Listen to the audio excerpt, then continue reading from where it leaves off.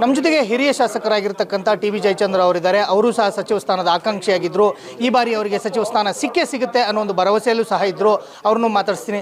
Sir, ತಮಗೆ ಸಚಿವ ಸ್ಥಾನ ತಪ್ಪಿದೆ, ಇದ್ರ ಹಿಂದೆ ಆಗಿರ್ತಕ್ಕಂಥ ಷಡ್ಯಂತ್ರ ಏನಾದರೂ ಇದೆಯಾ ಅಂತ? ಷಡ್ಯಂತ್ರ ಇಲ್ಲದೆ ಇದಾಗಕ್ಕೆ ಸಾಧ್ಯ ಇಲ್ಲ. ನಾನು 1969ರಲ್ಲಿ ಕಾಂಗ್ರೆಸ್ ಸೇರಿದಂಥವನು. ಮಲ್ಲಿಕಾರ್ಜುನ್ ಖರ್ಗೆ ಅವರ ನಂತರ ಅತ್ಯಂತ ಹಿರಿಯ ಕಾಂಗ್ರೆಸ್ಸಿನ ಅಂತ ಹೇಳಿದ್ರೆ ನಾನು ಒಬ್ಬನೇ ಇರೋದು. ಆದರೆ ಎಲ್ಲೋ ಒಂದು ಕಡೆಗೆ ನಾನು 78ರಿಂದ ಇಲ್ಲಿವರೆಗೂ ಕೂಡ ಸೋಲು ಗೆಲುವನ್ನೆಲ್ಲನೂ ನೋಡಿದ್ದೇನೆ. ನಾನು ಹಿಂದಿರುಗಿ ನೋಡಲಿಲ್ಲ, ಪಕ್ಷವನ್ನು ಬಿಡಲಿಲ್ಲ, ನಾಯಕರನ್ನ ಬಿಡಲಿಲ್ಲ. ಒಂದೇ ಪಕ್ಷದಲ್ಲಿದ್ದು ಬಂದಿದ್ದೇನೆ, ಬೇರೆ ಪಕ್ಷಕ್ಕೆ ಹೋಗಲಿಲ್ಲ.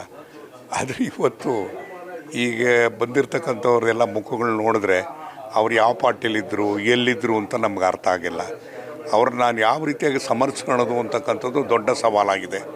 ಆ ಕಾರಣಕ್ಕೋಸ್ಕರ ಕ್ಷೇತ್ರದ ಜನರು ಒತ್ತಾಯ ಮಾಡ್ತಿದ್ದಾರೆ, ನೀವು ಬಿಟ್ಟು ಬನ್ನಿ, ನೀವು ಬೇಡ ಈ ರಾಜಕೀಯದಲ್ಲಿ, ನಾವು ನಮ್ಮದೇ ಆದಂಥ ನಿರ್ಧಾರ ಮಾಡ್ತೀವಿ, ಓಟ್ ಕೊಡಿಸೋರು ನಾವು, ಗೆಲ್ಸೋರು ನಾವು, ನೀವು ವಾಪಸ್ ಬನ್ನಿ ಅಂತೇಳಿ ಒತ್ತಾಯ ಮಾಡ್ತಿದ್ದಾರೆ.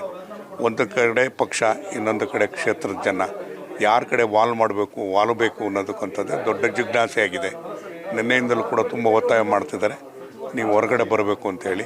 ನಾನು ನೋಡ್ತೇನೆ ಏನಾಗ್ಬೇಕು. ನಮ್ಮಂಥ ಹಿರಿಯರಿಗೆ ಅನ್ಯಾಯ ಆದರೆ ಹೇಗೆ ಸರ್? ತಾವು ಹೇಳ್ತಾ ಇದ್ದೀರಾ ಬೇರೆ ಬೇರೆ ಪಕ್ಷದಿಂದ ಬಂದಂಥವ್ರಿಗೆ ಸಚಿವ ಸ್ಥಾನ ಸಿಗುತ್ತೆ ಅಂತ ಹೇಳ್ತೀರಾ. ತಾವು ಮೂಲ ಕಾಂಗ್ರೆಸ್ಸಿಗರು. ಮೂಲ ಕಾಂಗ್ರೆಸ್ಸಿಗರ ನನ್ನ ಚುನಾವಣೆಗೆ ಶ್ರೀಮತಿ ಇಂದಿರಾ ಗಾಂಧಿಯವರು ಬಂದಿದ್ದರು, ರಾಜೀವ್ ಗಾಂಧಿಯವರು ಬಂದಿದ್ದರು, ಸೋನಿಯಾ ಗಾಂಧಿಯವರು ಬಂದಿದ್ದರು, ರಾಹುಲ್ ಗಾಂಧಿಯವರು ಬಂದರು. ಅವರೆಲ್ಲ 4 ಜನ್ರೇಷನ್ನಲ್ಲೂ ಕೂಡ ನಾನು ಶಾಸಕನಾಗಿದ್ದಂಥವನು. ಆದರೆ ಇಲ್ಲಿ ಪಕ್ಷದಲ್ಲಿ ಆಗ್ತಾ ಇರ್ತಕ್ಕಂಥದ್ದು ಬೆಳವಣಿಗೆಗಳು, ವಿದ್ಯಮಾನಗಳು ನೋಡಿದಾಗ ಬೇಸರ ಆಗ್ತದೆ. ಈ ಬಾರಿ ಹಿರಿಯರಿಗೆ ಒಂದು ಅವಕಾಶಗಳು ಸಿಗುತ್ತೆ. ಯಾಕಂತಂದ್ರೆ 3ರಿಂದ 8 ಬಾರಿ ಗೆದ್ದಂಥವ್ರು ತಾವು ಸಹ ಇದ್ರಿ. ತಮ್ಮಂಥವ್ರಿಗೆ ಒಂದು ಅವಕಾಶ ಸಿಗುತ್ತೆ, ಅನುಭವ ಇರುತ್ತೆ, ಹಿರಿತನ ಬೇಕು ಅನ್ನೋ ಒಂದು ಮಾತುಗಳಿದ್ವು. ಈ ರೀತಿ ಆದರೆ ಅನ್ಯಾಯ ಅಂತ ಅನ್ಸಲ್ವಾ ಅಂತ? ಆಗಿದೆ, ಅದಕ್ಕೆ ಬೇಸರ ಆಗಿರೋದು.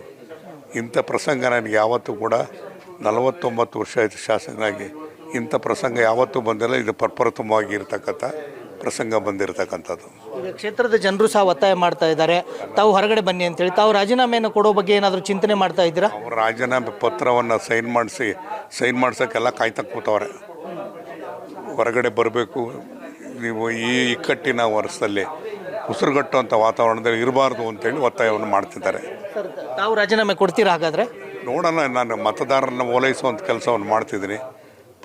ನಾನು ಪಕ್ಷದ ಶಿಸ್ತಿನ ಸಿಪಾಯಿ. ಯಾವತ್ತೂ ಕೂಡ ಯಾವ ರೀತಿಯಾಗಿ ತೀರ್ಮಾನಗಳಾಗ್ತದೆ ನೋಡೋಣ. ಎಲ್ಲ ಹಿರಿಯ ಶಾಸಕರುಗಳು ನಿಮ್ಮ ನಿವಾಸದಲ್ಲೇ ಸೇರಿದ್ದಾರೆ.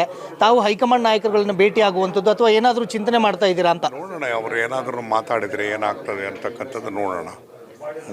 ಇದಿಷ್ಟು ಹಿರಿಯ ಶಾಸಕರಾಗಿರ್ತಕ್ಕಂಥ ಟಿ.ಬಿ. ಜಯಚಂದ್ರ ಅವರ ಮಾತುಗಳು.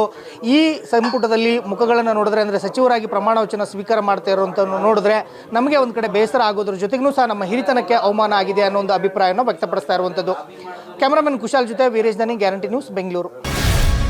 ಗ್ಯಾರಂಟಿ ನ್ಯೂಸ್, ಸುದ್ದಿ ಖಚಿತ, ನ್ಯಾಯ ನಿಶ್ಚಿತ.